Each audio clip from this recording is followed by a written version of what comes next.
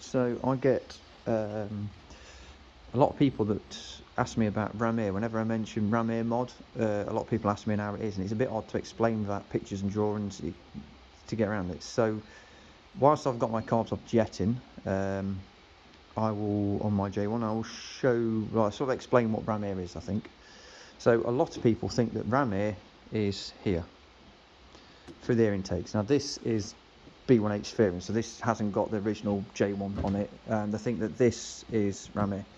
So the problem I come across this was once with this fairing on, as you can see, it's an incredibly tight gap with everything. I couldn't use the original ram air pod, the original air intake pods. So what ram air is, it's pressurises your float bowls. So ram air comes off here. This pipe would originally go over, and there'd be a separate pipe that goes up, separate to these, and T-pieces off into your big plastic air intakes at the front. So when I did this fairing, one thing I found was I couldn't run that pipe. What I did try actually was two separate pipes off here that went up to about here. My first track day of the year at Cadwell Park last year, I found that it was pretty much like a two-stroke. There was nothing up to 7,000, then everything after 7,000, it was unrideable. So what I did, I mean, I asked the forum like everyone else does, and a guy pointed me to say, goes, what Street Fighter is doing. I didn't quite understand it was. So if you have a Street Fighter going down the Street Fighter route, you've got no fairing, you're not going to have these air intakes. They're probably going to be blanked off to the air filter.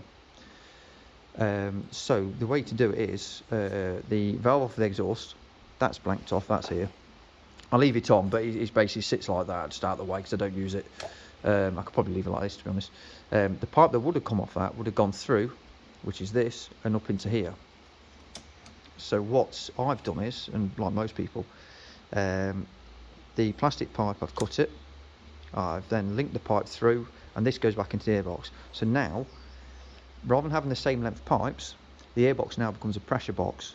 So you've got air intake going into it, and it's getting the same amount of pressures like you would do with your air intakes for it to work from the airbox itself through here, and it works a treat. So I get a lot of people ask me private messages about it when I mention it, so I just thought a video whilst I've got it off might explain, might help people.